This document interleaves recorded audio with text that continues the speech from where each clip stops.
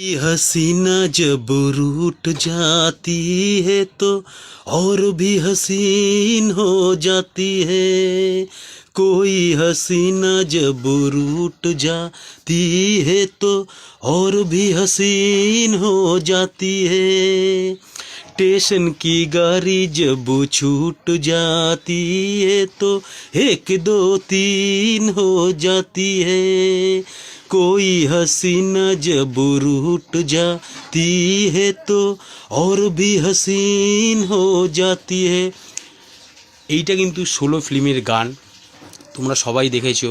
তো trending topic চলছে, আমি কিন্তু জাস্ট রিলসটা দিলাম, পুরো ভিডিওটা তোমাদের কাছে পৌঁছে যাবে যেরকম পরিমাণে দিই, যেই সময় দিই।